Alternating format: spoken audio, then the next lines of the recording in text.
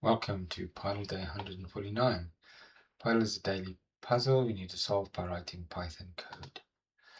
Today's Pydle is a cute little kettle, so have a go at solving that.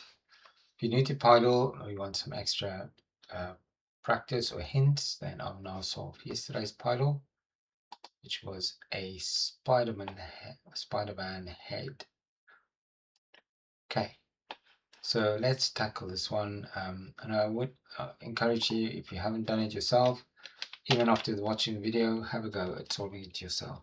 I'm going to use Cartesian coordinates because there's a lot of symmetry in this puzzle, so we're going to use for both x and y, even though y is not really completely symmetrical around the x-axis, but it's going to help us anyway. Okay, so all the pixels are colored except the corner ones, and the way to test for that is we can say if absolute value of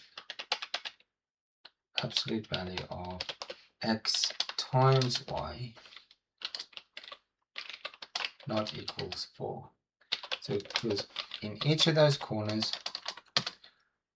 x times y is either minus 4 or plus 4, so we take the absolute value, and then that should exclude the corners.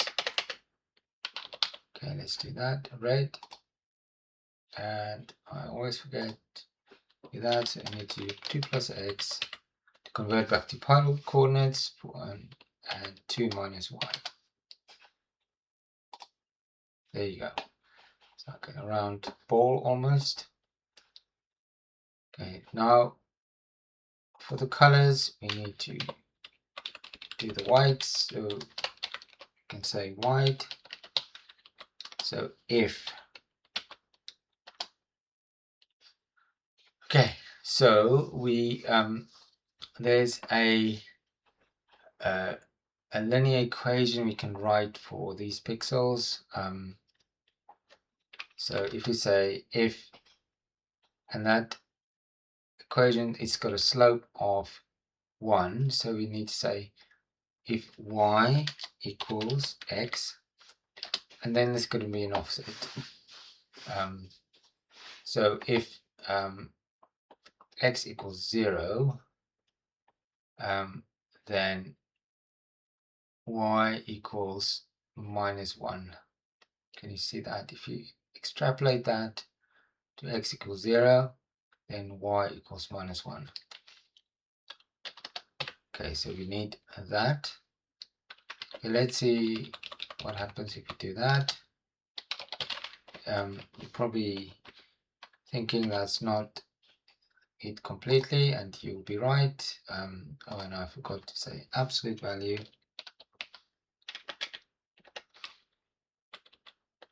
is absolute value of x.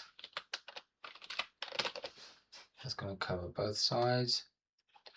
Okay, so nearly there. Just need to exclude that pixel there. So it's kind of like a mirror. It bounces and then it goes up again. And y not equal, well, we can say y not equals minus 1. It's nice to say x not equals to 0. Not equal to 0. Okay, there we've got the Spider-Man face with the eyes. So we've got a complicated pattern here of characters. Kind of looks like it's expanding from the center. So how are we going to do that? Let's start simple. Let's start with a vertical in the center, and that's a dash. If x equals 0, else nothing.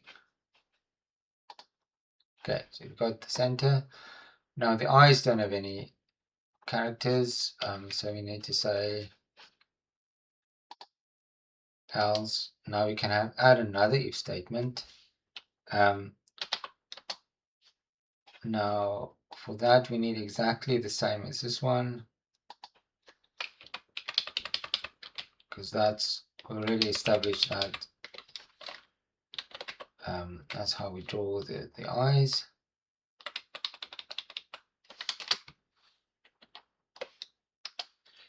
And let's just do an X for now, just to make sure we're getting it right. Okay. So center, vertical, yeah, that's right. That's just dashes. The eyes got nothing. So now we need to do something clever for the backslashes and forward slashes. Okay, so we can see it's basically in the top quadrant, top left quadrant, it's backslash, and bottom right.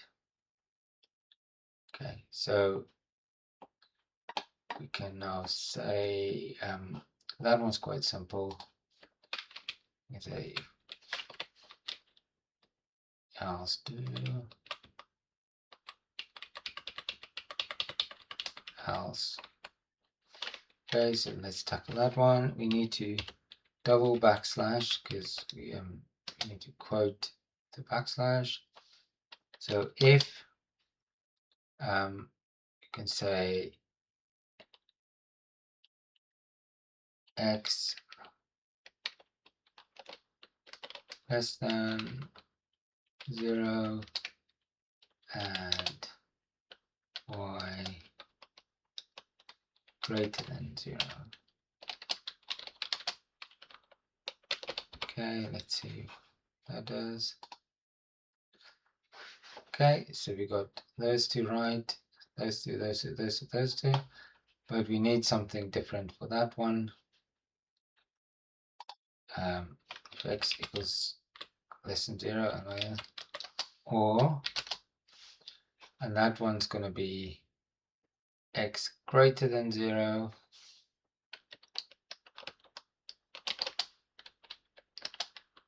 and y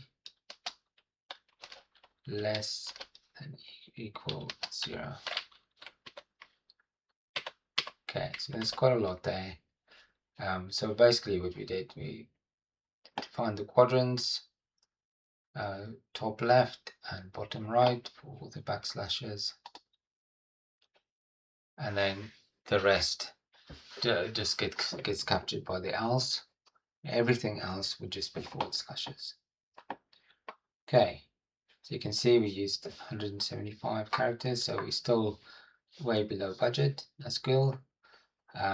You can now copy this little emoji representation. It doesn't, of course, have the characters, but you can still make out the face. You can copy, share that on any social media platform you want. Okay, so that was quite a fun one. Just the colors would have made it really simple, but we had some extra complications with the characters.